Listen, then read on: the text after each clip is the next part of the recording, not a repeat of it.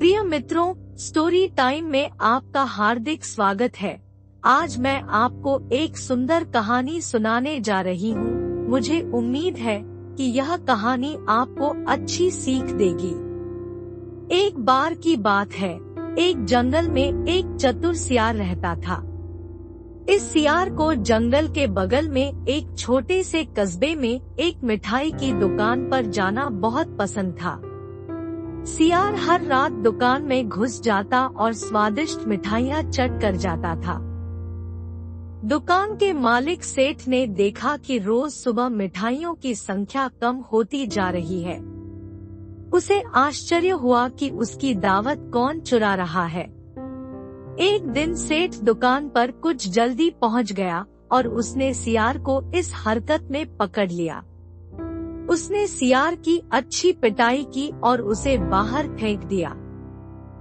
मारे गए बेचारे सियार के प्रति सहानुभूति दिखाते हुए आसपास भीड़ जमा होने पर सियार ने मरने का नाटक किया। ग्रामीणों ने चर्चा की कि दुकानदार को सियार के साथ क्रूरता करने के लिए कैसे दंडित किया जाए। यह सुनकर धूर्त सियार मरा हुआ खेल करता रहा। जब ग्रामीण घटना के बारे में बात कर रहे थे तो वहां से गुजर रहे एक व्यक्ति ने सेठ से पूछा, क्या मेरे पास सियार के कान हो सकते हैं? चूँकि सियार अभी भी मृत खेल खेल रहा था, सेठ ने उत्तर दिया, मुझे कोई आपत्ति नहीं है। आगे बढ़ो। सियार निश्चल पड़ा रहा और अजनबी द्वारा अपने लंबे कान काटे जाने की पीड़ा को सहन करता रहा।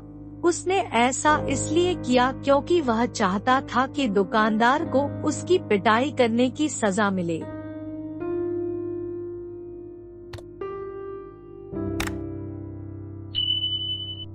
बाद में एक अन्य व्यक्ति सेठ के पास आया और पूछा कि क्या वह सियार के कुछ दांत ले सकता है।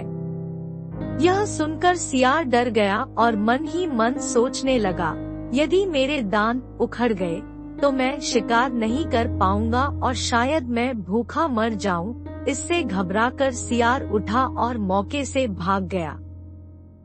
अपनी जान बचाने के लिए भागते समय सियार गलती से रंगीन पानी से भरे एक कुएं में गिर गया। इस कुएं का इस्तेमाल गांव के धोबी कपड़े रंगने के लिए करते थे।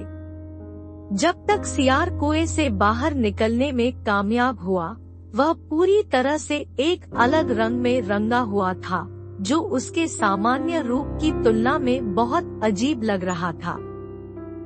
जब सियार जंगल में लौटा तो उसके अजीब और रंगीन रूप से अन्य जानवर चौंक गए और डर गए। इसका फायदा उठाकर धूर्त सियार ने अपना परिचय कुकद्दम के रूप में दिया। उसने जल्दी से खुद को जंगल का राजा घोषित कर दिया और कुछ दूरी पर बाघ, शेर और पैंथर रखते हुए खुद को अन्य गीदड़ों से घेर लिया। लेकिन सियार कब तक अपने वास्तविक स्वरूप को दबा सकता है? हर रात जंगल में गीदड़ की प्रजा एक दूसरे को पुकारती और पुकारती। सबसे पहले कुकड़म उनके साथ शामिल होने का विरोध करने में कामयाब रहा क्योंकि उसे पकड़े जाने और सियार के रूप में उजागर होने का डर था। हालांकि एक रात कुकड़म अब और विरोध नहीं कर सका और वह अपने साथी गीदड़ों के कोरस में शामिल हो गया। कुकड़म के असली रंग को देखकर शेर गुर्राया और चालाक गीदड़ पर झपटा, उसे उसकी चालाकी के लिए दंडित किया। मोरल ऑफ द स्टोरी, आप अपने असली स्वभाव को हमेशा के लिए छुपा नहीं सकते। ऐसा कोई होने का नाटक करने के बजाय जो आप नहीं हैं, बेहतर है कि आप खुद के प्रति ईमानदार और सच्चे रहें।